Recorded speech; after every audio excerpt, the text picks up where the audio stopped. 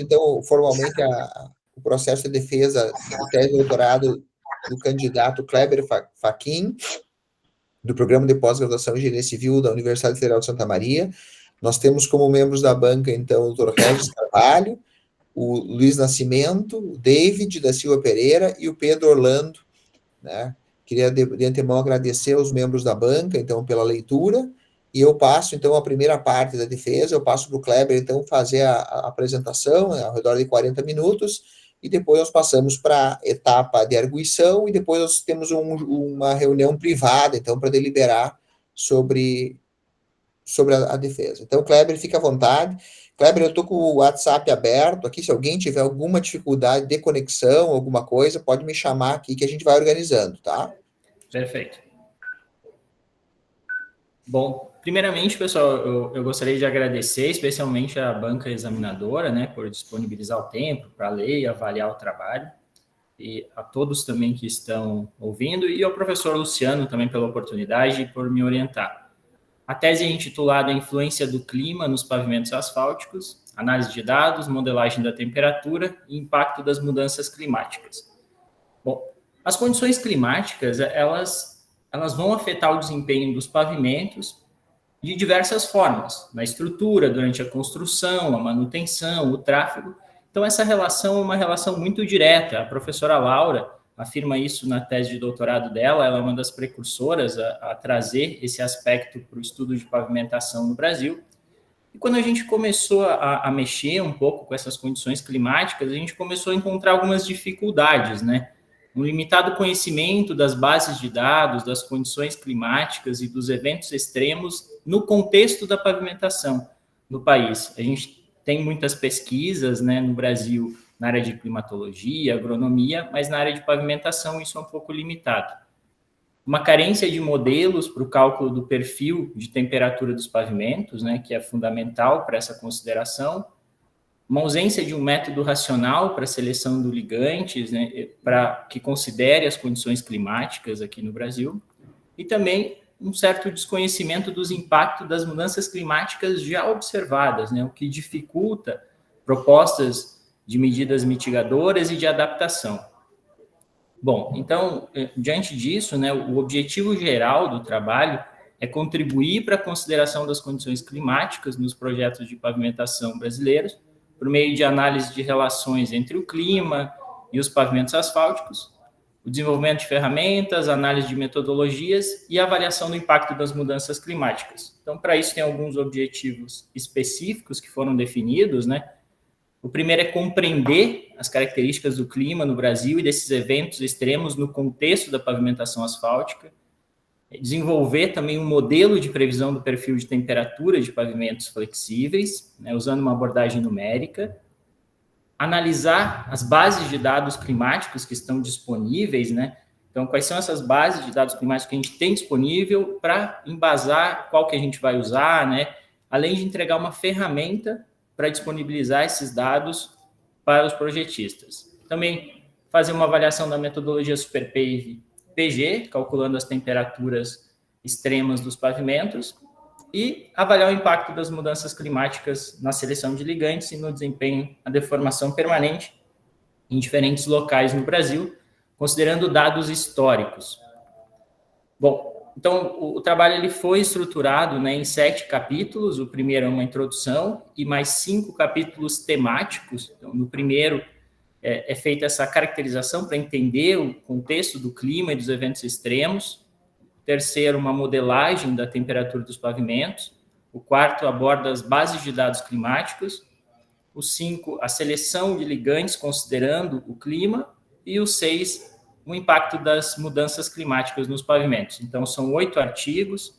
Desses 8 artigos, 5 foram publicados, um foi aceito recentemente para publicação e tem um que ainda não foi submetido, o 8, e o artigo 6 que está em análise. Então, alguns artigos a gente optou por submeter em revistas da área mais de climatologia, por entender, como a gente não é especialista da área, para ter uma validação desses resultados por pessoas que são especialistas da área e depois aplicar isso no contexto da pavimentação. Bom, então, o segundo capítulo, né, que é a gente entender essas características e eventos extremos de calor no Brasil, ele está originado em função da variabilidade climática que a gente tem no país, né, com temperaturas médias variando de menos 10 graus até mais de 26 graus, precipitação anual também com uma variação considerável, com regiões que chove menos de 700 milímetros por ano, outras com mais de 3.000 milímetros por ano, assim como a radiação solar e também a velocidade do vento. Além dessa variabilidade, a gente tem um contexto de mudanças no clima. Aqui são dados da temperatura média global, de 1940 a 2025, e em vermelhinho dá para perceber que é o ano de 2025, que é um dos anos mais quentes de toda a série histórica, né? E a gente trazendo isso para o Brasil, né, tem uma notícia de 2023, onde foram registradas temperaturas de mais de 44 graus no país. Bom, então, para entender um pouco esse clima, o primeiro artigo, ele faz uma aplicação do método Cammins para classificar regiões climáticas de pavimentação, tentando identificar regiões climáticas homogêneas que afetam o desempenho dos pavimentos flexíveis, né, usando análises estatísticas e o método não supervisionado de máquina, que é o método Cammins. Então, para entender os principais agentes climáticos que atuam sobre os pavimentos, ele foi aceito na revista Ciência in Natura da Universidade Federal de Santa Maria. Como foi feito esse trabalho, né? Então, usando o software R, então, foram acessados dados climáticos históricos de 1961 a 2021, de 1.223 estações do IMET e também dados da reanálise NASA Power para radiação solar. Então, são dados de temperatura, velocidade do vento, umidade relativa, precipitação e radiação. Os dados de temperatura eles foram decompostos em diversos índices para avaliar a temperatura máxima, amplitude térmica e temperatura mínima. E com base nesses 10 parâmetros climáticos, então, a gente faz uma redução de dimensionalidade, porque esses dados, muitas vezes, eles têm correlações altas entre eles, e eu estaria enviesando os grupos. Então, é uma técnica de redução de dimensionalidade, a gente aplica e depois aplica a técnica de agrupamento para definir as regiões climáticas. Então, aqui a análise que foi feita de componentes principais. Daquelas 10 variáveis, ele decompõe em 3 componentes principais. O componente 1 está relacionado mais com as temperaturas, o 2 com a amplitude térmica, umidade e precipitação, e o 3 com a velocidade do vento. Aplicando a técnica de clusterização, a gente define as regiões climáticas.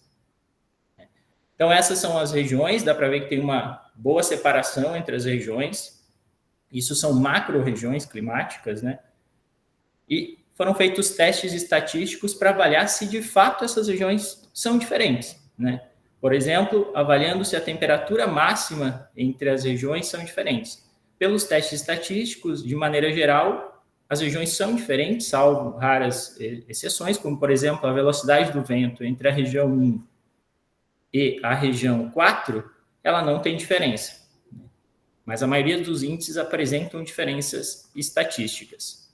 Então, foram feitos análises com gráficos de box plot para entender os dados de cada região. Aqui eu vou mostrar alguns principais, né, como, por exemplo, a temperatura máxima dos 7 dias consecutivos mais quentes. A região 1, ela tem as maiores temperaturas, em geral.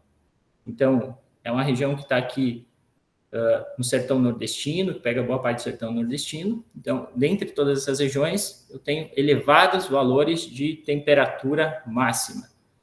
A precipitação, por exemplo, né? Essa região 5 é a região na floresta amazônica, então eu tenho altos volumes de precipitação. Com isso, a gente tem alguns índices, assim, algumas características principais de cada região, né? A região 1, ela é caracterizada por altas temperaturas, baixa precipitação e uma alta radiação solar. Então, aqui cabe uma atenção especial à deformação permanente, oxidação do ligante nesses locais. A região 2, ela é caracterizada por alta amplitude térmica e altas temperaturas. Então, aqui, além da deformação permanente, eu preciso ter uma atenção muito especial à fadiga. A região 3 é caracterizada por uma menor amplitude térmica, por estar próximo à região costeira, né? altos valores de velocidade do vento e uma alta radiação. Então, também eu preciso ter uma tensão à oxidação, função da radiação solar, e a deformação permanente, mas em menor escala, que é a 1, a 2 e a região 5 também.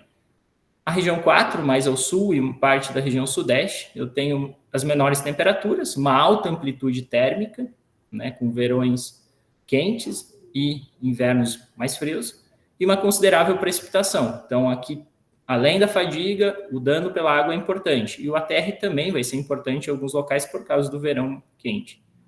E a região 5, ela é caracterizada por altos volumes de precipitação e umidade, assim como altas temperaturas. Então, aqui o dano pela água e a deformação permanente vão ser muito importantes, assim como a drenagem.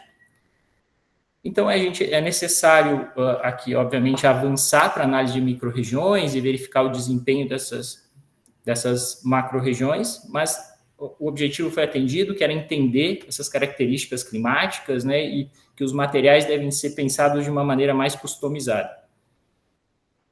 Entendendo mais o macro, né, que a gente queria entender como esses eventos extremos, no contexto da pavimentação asfáltica. Então, o artigo 2, ele é a caracterização de eventos extremos de calor, análises com foco no impacto da pavimentação asfáltica. Ele foi publicado na Revista Brasileira de Meteorologia, e ele buscou identificar e analisar a frequência, duração, intensidade e as características de eventos extremos de calor em diferentes locais do Brasil, a fim de subsidiar estudos na área de pavimentação. Então, foram estudados 10 locais no país, os dados do IMET de 1961 a 2023, e esses são os índices avaliados. Temperatura máxima média anual por 7 dias consecutivos, número total de ondas de calor por ano, quantidade de dias que durou cada onda de calor e média das temperaturas máximas do ar diárias durante a onda de calor. As análises também foram feitas usando o software R. Aqui estão os resultados da temperatura máxima média anual por 7 dias consecutivos. Aqui fica claro que em todos os locais tem uma tendência de aumento dessas temperaturas máximas médias anuais de 7 dias consecutivos. Em alguns locais isso é mais expressivo, em outros menos. Mas, de maneira geral, os anos mais recentes, a gente tem temperaturas mais quentes. Aqui, destacando Goiânia, por exemplo, até o ano de 1990, esses valores de máxima temperatura, eles chegavam na casa de 36 graus e pouco. Em 2020, a gente chegou ao pico de 41 graus, um aumento significativo. Porto Alegre não tem uma tendência tão forte quanto os demais, mas a gente percebe que nos últimos anos a gente teve valores mais expressivos.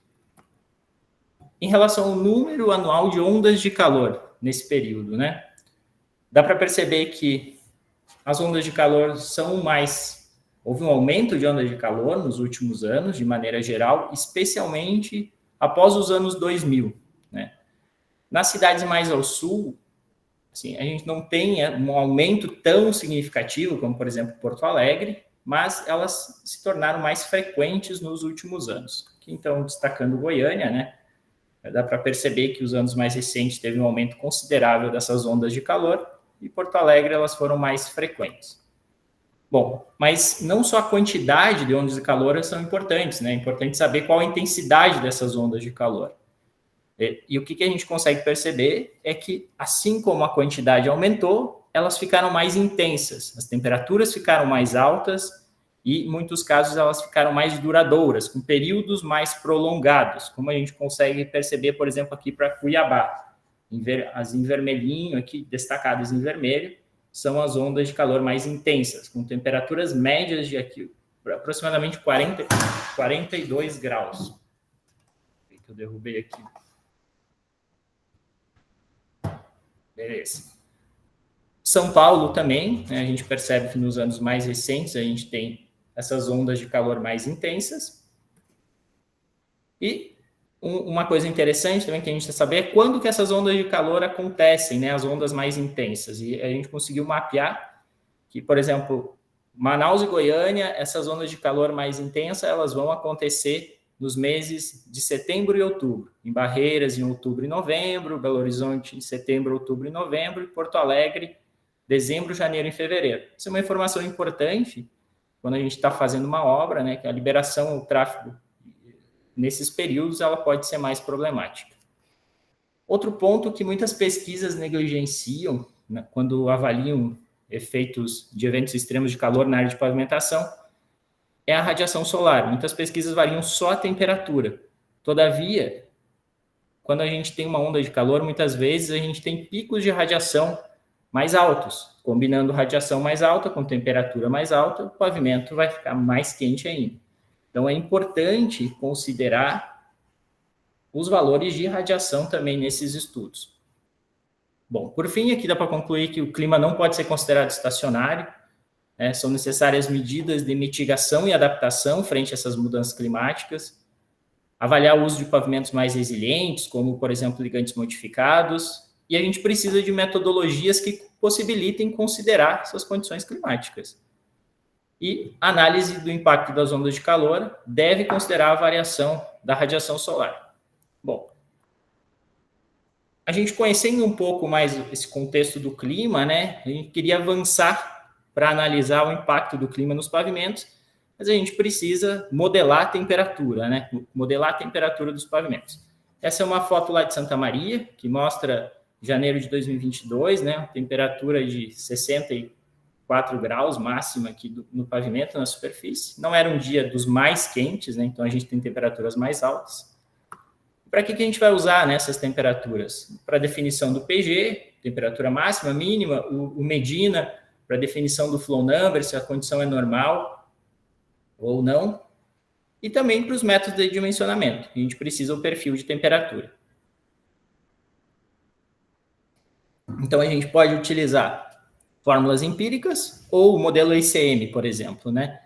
Mas essas fórmulas empíricas, a gente tem uma carência de séries históricas longas para o Brasil, e aí surgiram algumas dúvidas, né? Será que o ICM é adequado? As equações do ICM são adequadas para a nossa realidade? Bom, então, a gente desenvolveu um modelo, né, para a previsão e o perfil de temperatura de pavimentos flexíveis. Ele está publicado, esse artigo, na revista Transportes, que o objetivo é desenvolver um modelo de previsão de perfil de temperatura usando uma abordagem numérica. O modelo ele contempla 4 camadas, né? Foi desenvolvido utilizando o software MATLAB. É um modelo numérico similar ao ICM, né? Então, que resolve a equação de transferência de calor utilizando, né, métodos de diferenças finitas e considera a radiação, a convecção e as propriedades dos materiais. Então, a gente precisa dos valores de radiação, temperatura do ar, temperatura do ponto de orvalho e velocidade do vento. Quais são as melhorias em relação ao ICM? O ICM ele considera dados indiretos de radiação. Você entra com o percentual de luz solar e ele calcula a radiação. Aqui não. Aqui a gente considera os dados diretos de radiação no modelo, assim como uma diferente fórmula de convecção. O modelo ele foi verificado a sua adequabilidade, né, fazendo primeiro uma comparação com uma solução analítica, para ver se o cálculo matemático, se a resolução estava adequada, né. Aqui dá para perceber que distribuição da temperatura dentro do pavimento e também na superfície do pavimento, apresentou boa concordância com um modelo analítico. Então, significa que, numericamente, o modelo está funcionando de maneira correta. Para validar esse modelo, né, a gente utilizou dados medidos nos Estados Unidos, que estavam disponíveis numa pesquisa na literatura. Então, aqui estão os dados medidos, os dados simulados no modelo. Dá para ver que apresentou boa concordância, com uma pequena diferença. Todavia, a gente utilizou dados de parâmetros termofísicos dos materiais disponíveis na literatura. Então, pode ter essa diferença entre os valores medidos e os valores simulados. Mas ele consegue captar e fazer essa análise do perfil de temperatura de maneira adequada. Bom, apesar desses problemas, vamos dizer assim, relatados na literatura do ICM, ele é o estado da prática para calcular perfil de temperatura. Então, a gente fez uma comparação também do nosso modelo desenvolvido com o ICM, né? Aqui para 2 centímetros de profundidade, no período de 2002 a 2021. dados simulados no ICM e no modelo proposto, encontrando um R² de 0,86, que indica que eles apresentam resultados similares. Aqui estão os dados comparados, né, do modelo ICM e do modelo desenvolvido, num período no verão e no inverno em Santa Maria, mostrando boa concordância entre os dois modelos. Também a gente avaliou o impacto das propriedades térmicas, né, como albedo, emissividade, condutividade térmica e capacidade térmica, para avaliar se o modelo está captando isso durante a modelagem. Deu para perceber que sim, ele faz de maneira adequada, como, por exemplo, para o albedo. À medida que eu aumento o meu valor de albedo, o pavimento fica mais reflexivo e ele diminui as temperaturas máximas. O que acontece? Ele vai absorver menos radiação durante o dia. Então, a temperatura máxima, que é diurna, ela vai diminuir. Não muda durante a noite porque não tem radiação solar. Isso aconteceu para os demais parâmetros, então mostrando que o modelo ele é adequado para uso em projetos de pavimentação e pode ser incorporado em métodos de dimensionamento ou para cálculo de seleção de ligantes. Bom, mas para fazer esses cálculos, né, a gente precisa de base de dados climáticos. Né? Então, a gente avançou mais um passo para agora começar a entender as bases de dados climáticos. Né? Então, a gente pode ter dados medidos em estações, como o IMET, por exemplo, que é o mais amplo no país, né? Ou dados de reanálises, como o MERA2 e o NasaPower. Aqui está um mapinha que mostra as 723 estações do IMET. Então, dá para perceber que em algumas regiões você tem poucas estações, né, como a região norte. E as células do MERA, os pontinhos pretos. Aí você tem uma distribuição uniforme no Brasil inteiro. Bom, mas qual que a gente vai usar, né? Atende a nossa necessidade, precisa ajustar, tem diferença, quais os impactos? Então, a gente começou a sentir algumas dificuldades, algumas dúvidas, né? Quanto a esses valores. E também para acessar, né? Só para vocês terem uma ideia, essa é a base de dados do NasaPower. Ele tem 336 parâmetros climáticos nessa base. Então, qual que a gente vai usar? Ou a gente pode automatizar, usar APIs, pacotes, né, do R, do Python, por exemplo, plataformas online, como é o caso da plataforma do LTPP, que disponibiliza para baixar dados do MERA para uso em projetos de pavimentação.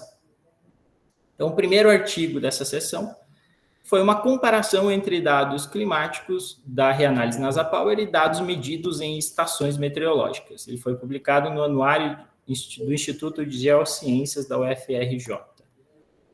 O objetivo é realizar essas comparações entre os dados da reanálise e os dados medidos em estações, para a gente entender, quantificar essas diferenças, né, e avaliar o impacto posteriormente disso no uso em projetos de pavimentos. Então, como é que foi feito isso? Então, foram acessados dados horários do IMET e do NasaPower, né, para a temperatura do ar, velocidade do vento, umidade relativa, precipitação e radiação solar de diferentes estações meteorológicas, né, então, todas as que tinham dados da estação do IMET. A gente descartou estações do IMET que tinham mais de 15% de dados faltantes e foi feita uma análise estatística para fazer essa comparação, utilizando boxplots, né, e índices estatísticos, como o erro médio absoluto e coeficiente de correlação. Bom, apresentando os resultados dessas comparações, né, então aqui restam apenas as estações que atendem esses critérios, que têm dados horários do IMET com menos de 15% de dados faltantes. Então, para a velocidade do vento a 10 metros, tem um baixo índice um coeficiente de correlação, né? E um erro médio que vai de -2 a +4. Isso são dados horários, demonstrando que não tem uma boa concordância entre esses dados. Isso ocorre também para a precipitação, né, com baixos valores de correlação entre os dados, mas aqui a gente tem muitos valores igual a zero, e aqui cabe ampliar um pouco as análises para a precipitação.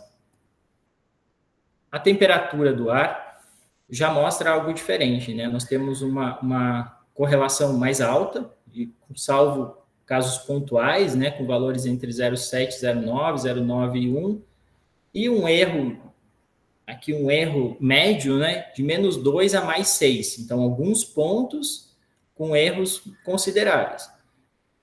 Mas, de maneira geral, os dados concordam, tem uma concordância boa, né, com o NASA Power, de maneira geral, superestimando um pouquinho os dados de temperatura. Mas aí nos chamam a atenção alguns pontos, né, esses pontos que tem, por exemplo, esse em vermelho aqui, né. O que significa isso? Significa que eu estou comparando um dado dessa estação meteorológica do IMET, né, que ela está localizada a 881 metros de altitude, e a célula do Mera, ela está nesse ponto, aqui próximo a Floripa, em 200 metros. Então, eu tenho uma diferença de altitude. Em função da diferença de altitude, eu tenho uma diferença de temperatura. Então, o que é recomendado? Ajustar a temperatura do ar conforme a altitude. Isso já é uma prática recomendada pela FHWA nos Estados Unidos. Isso é um ponto bem importante que vai ser mostrado posteriormente também, em simulações. A radiação solar mostrou uma boa concordância de maneira geral, salvo casos pontuais, assim como a umidade relativa. Bom, então, o que a gente conseguiu concluir, né, dessas comparações, né? Obviamente que a melhor alternativa é usar dados medidos em estações meteorológicas de superfície, porque são dados reais, são dados medidos, né? Atenção à velocidade do vento. O IMET, o padrão, são 10 metros de altura. Geralmente, para pavimentos, a gente usa a 2 metros. Nos casos em que os dados não estiverem disponíveis ou muito distantes de projeto, NASA Power é uma alternativa viável, principalmente para umidade relativa, radiação solar e temperatura. Mas recomenda-se o ajuste da temperatura em função dessas diferenças de altitude. Para a velocidade do vento e precipitação, é melhor usar dados medidos em estações de superfície ou, caso seja utilizado, fazer uma análise crítica desses dados, né? Não utilizar diretamente sem uma análise crítica. Isso vai ao encontro de outras pesquisas já internacionais que demonstram esses problemas.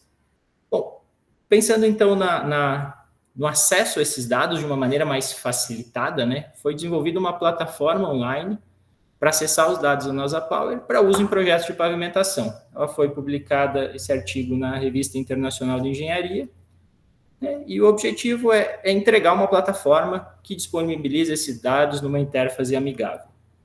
Então, foi utilizado o software R, né, o pacote NASA Power, ele acessa esses dados de temperatura do ponto de orvalho, velocidade do vento, radiação, precipitação, umidade relativa, e além disso ele calcula o percentual de luz solar, conforme a recomendação do trabalho de Gopizet, e é desenvolvida uma plataforma online para fazer o download desses dados. Essa plataforma ela foi publicada, ela é simples de uso, é simplesmente colocar o período, latitude, longitude. Ele vai gerar um mapa que indica todos os centroides do Mera. Por que do Mera? Porque o NASA Power ele usa os dados de temperatura, velocidade do vento, umidade e precipitação do Mera. São os mesmos dados, só a radiação que é diferente, que ele usa do projeto Ceres da NASA. Então, aí o projetista pode consultar essa elevação, né, e fazer a correção da temperatura conforme a diferença de altitude. Também ele apresenta gráficos de violino que possibilitam essa análise crítica pelo projetista, né, para identificar caso tenha alguns problemas nas bases de dados, especialmente para o vento. E o formato de saída é um formato de saída de Excel. Bom, as diferenças é a simplicidade de uso, né? Ele não arredonda os dados de velocidade do vento, isso é uma coisa importante, né? O LTPP faz esse arredondamento, que tem alguns problemas, até tem um trabalho do professor Shane que aborda isso. A disponibilidade do percentual de luz solar calculado, o acesso aos dados que pode utilizar também para o modelo desenvolvido nesse trabalho e para outros fins, e os gráficos que permitem esse melhor entendimento.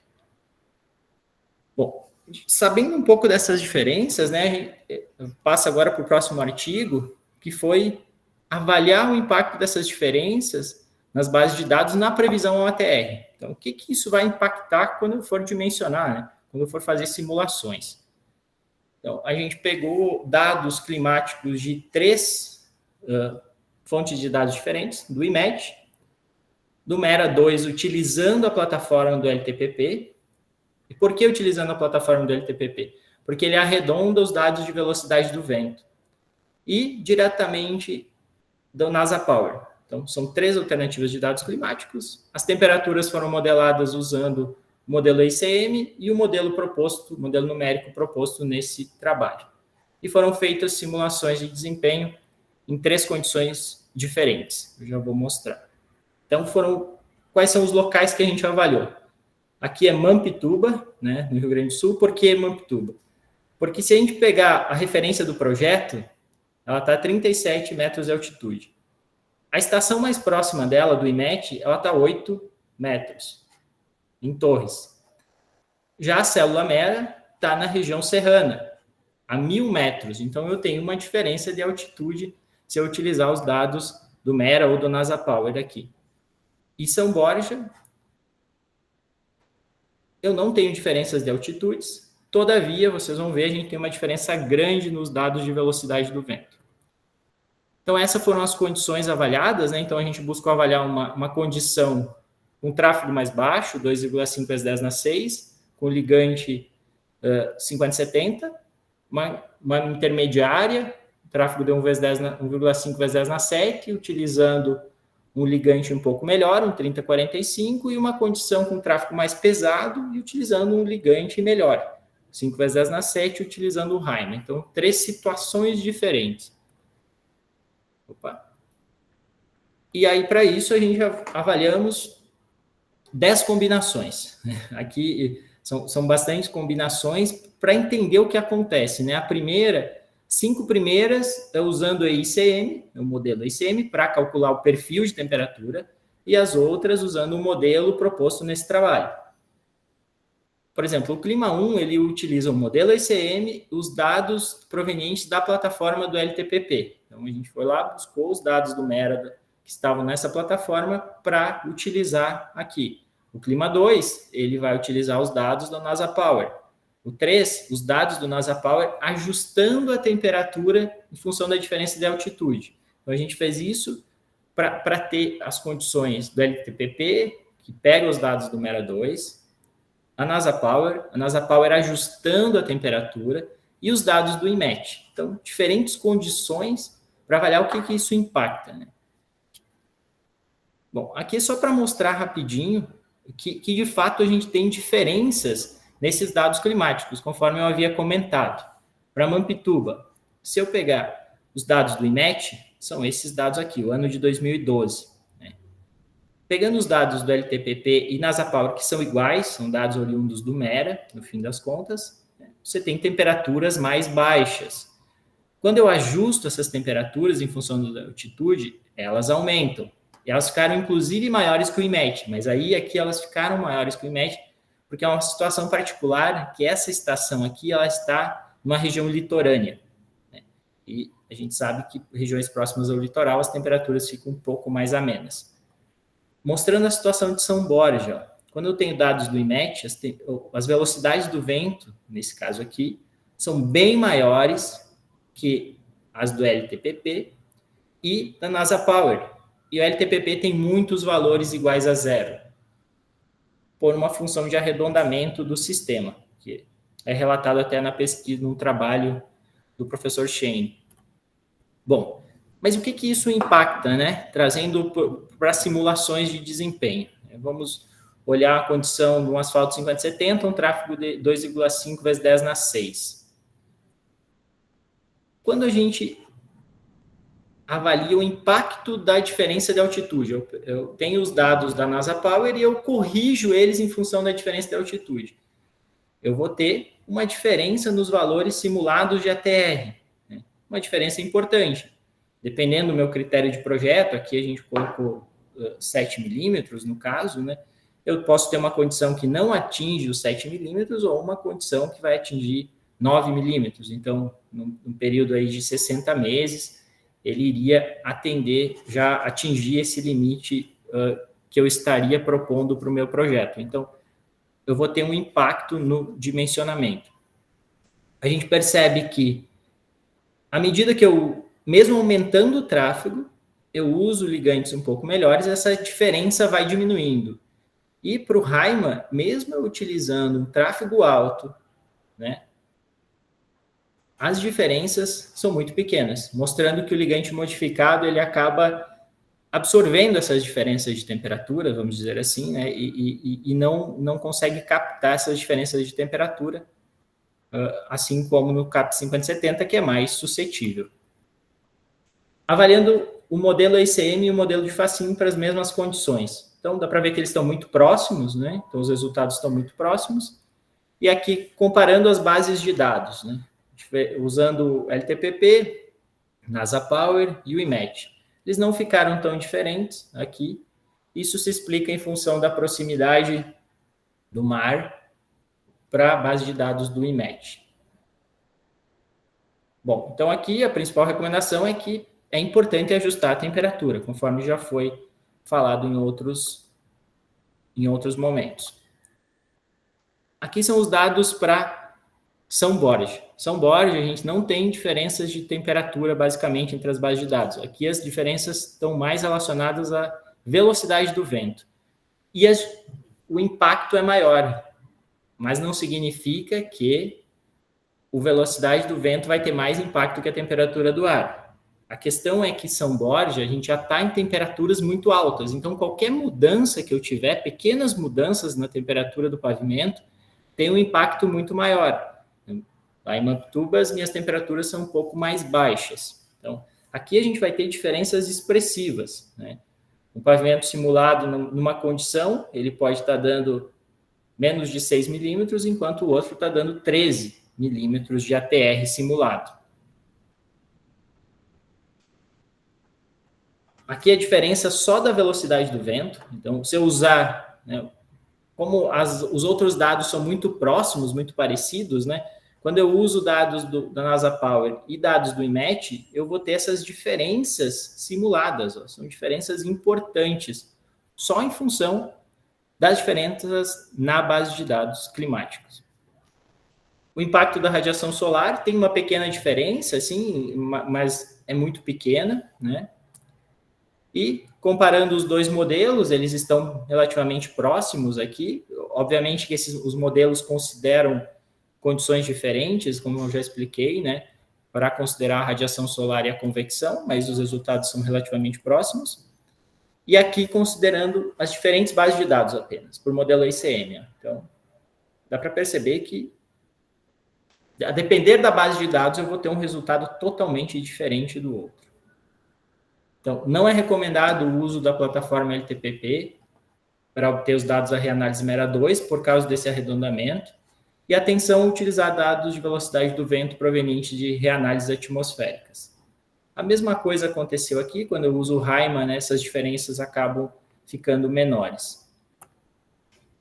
Bom, então, o próximo passo foi, né, depois de entender um pouco as bases de dados, é avaliar a seleção de ligantes asfálticos considerando a influência do clima, né?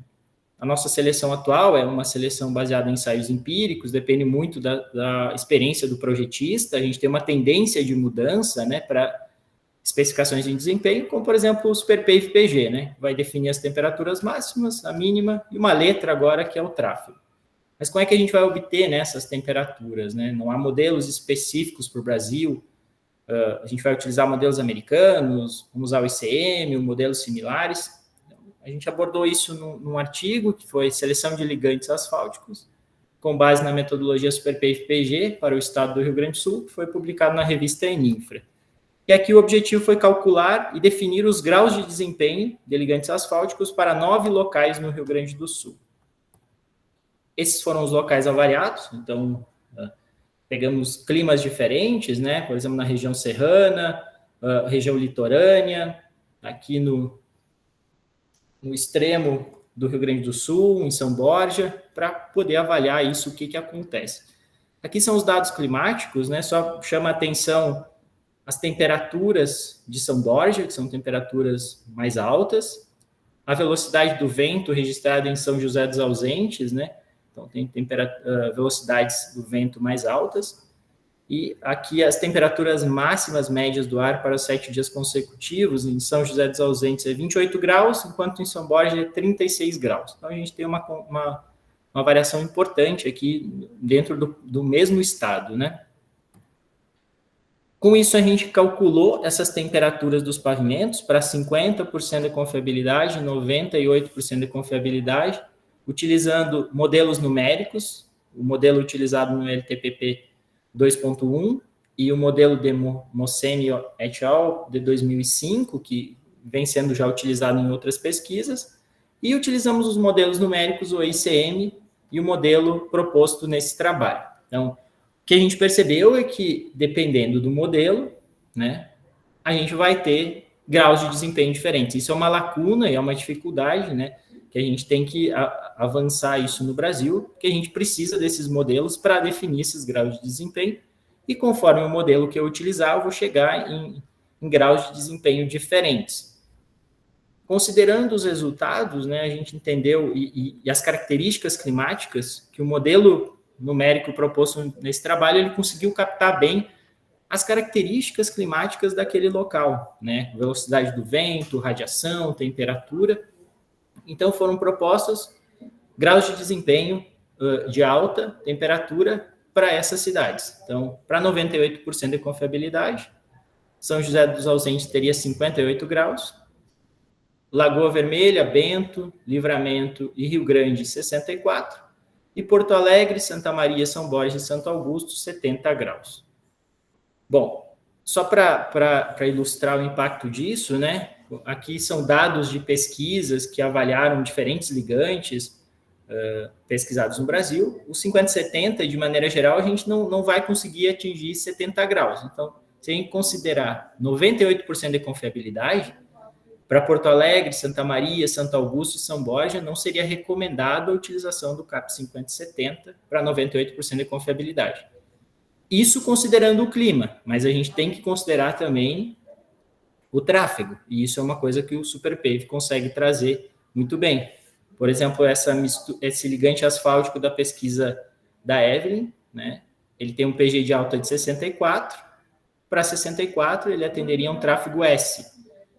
Se utilizado no local com 58, como é o caso, por exemplo, de São José dos Ausentes, ele atenderia um tráfego mais alto. Bom, então, diante disso, a gente chegou à conclusão que dá para recomendar a utilização da metodologia no Brasil para altas temperaturas e também para essa condição de tráfego. E, por fim, né, o último capítulo, a gente queria entender o impacto das mudanças climáticas nos pavimentos asfálticos, né? Considerando que a maioria dos trabalhos usam dados futuros modelados, esses dados são muito complexos, tem muita discussão, a gente entendeu que avaliar os dados históricos seria uma alternativa interessante, afinal são dados reais e que já demonstram esses aumentos de temperatura, conforme a gente abordou lá no início do trabalho, e também aqui está um dado do IMET, que mostra, né, as anomalias de temperatura em vermelhinho, mostrando principalmente nos últimos anos um aumento da temperatura média no país. Bom, então, o objetivo foi avaliar o impacto das mudanças climáticas na seleção de ligantes e no desempenho de formação permanente de pavimentos asfálticos, considerando dados climáticos históricos para 5 locais no Brasil. Primeiramente, foram obtidos esses dados climáticos no período de 1980 a 2023, então são dados do MERA. Por que do MERA? Porque a gente não tem dados do IMET num período tão longo, e os dados do NASA Power para a radiação, eles começam no ano de 2001. Esses dados foram modelados no modelo numérico proposto nesse trabalho, e foi avaliada a seleção de ligantes, considerando 2 períodos, de 1980 a 2000 e 2001 a 2023, e também uma análise de desempenho, considerando 4 períodos, 80, 90, 91, 2001, 2002, 2012, 2003, 2023. E, de maneira complementar, foi feita uma análise de pavimentos reflexíveis como uma medida de adaptação. Aqui estão os locais avaliados, né, que contemplam um local de cada região climática, macro-região proposta nesse trabalho, e as estruturas são a mesma do trabalho anterior, né, as mesmas estruturas e condições de tráfego.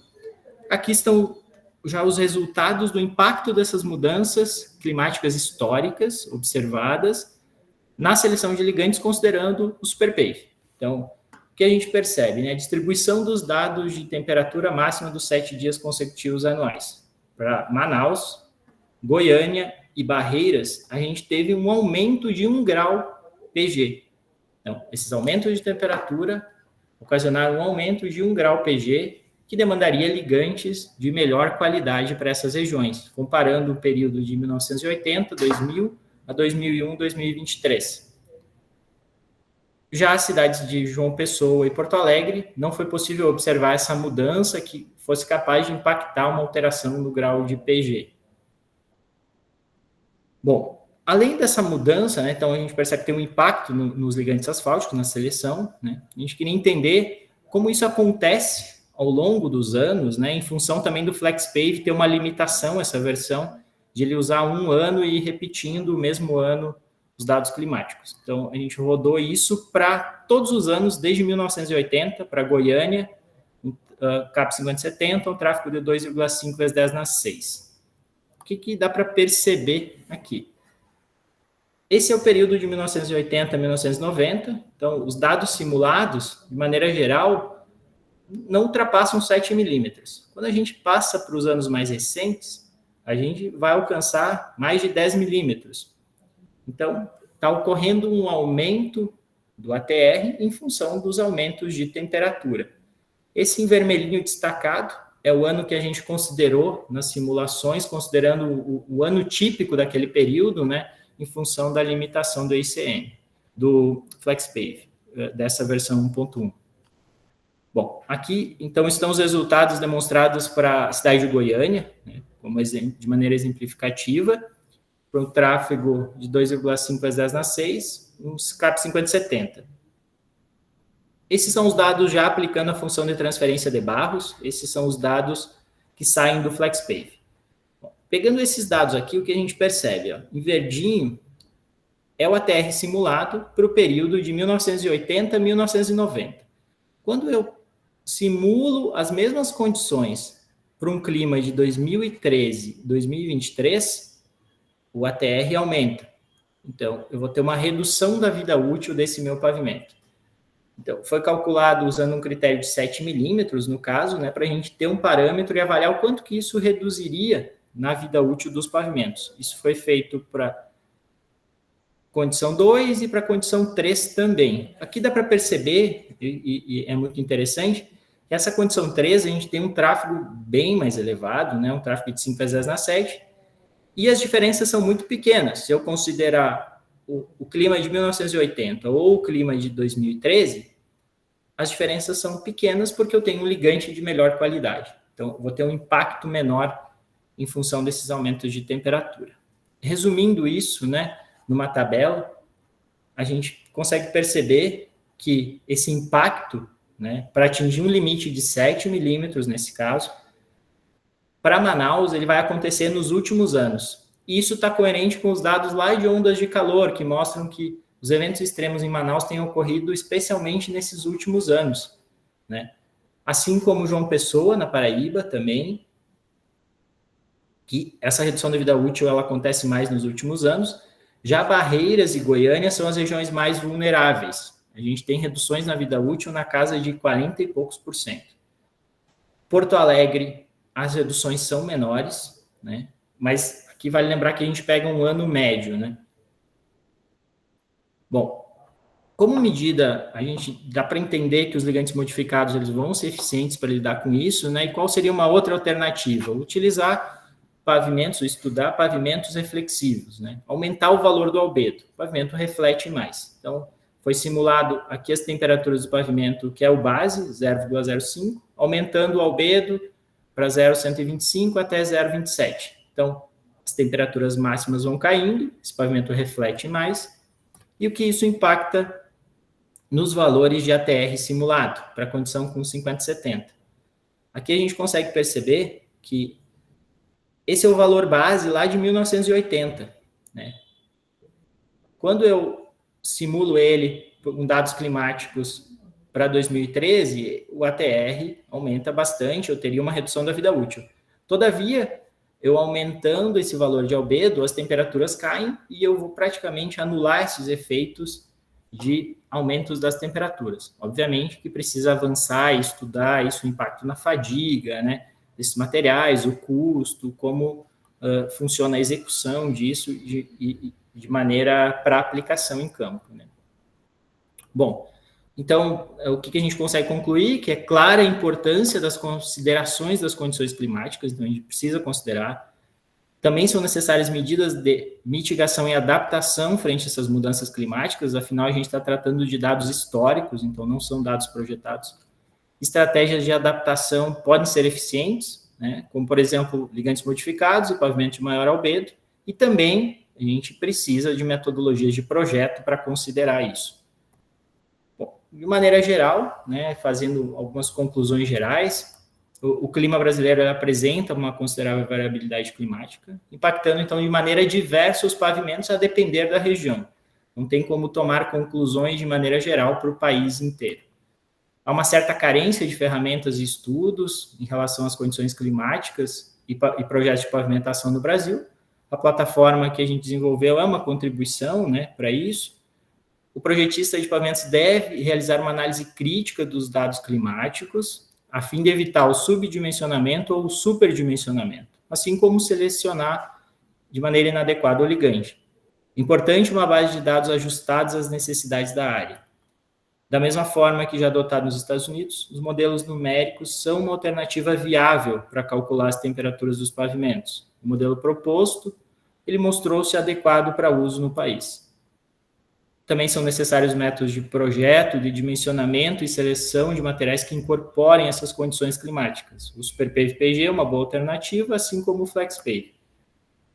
Os aumentos de temperatura e eventos extremos são uma realidade, afinal a gente tratou com dados medidos, dados reais, impactando o desempenho dos pavimentos asfálticos e demandando medidas de adaptação e mitigação.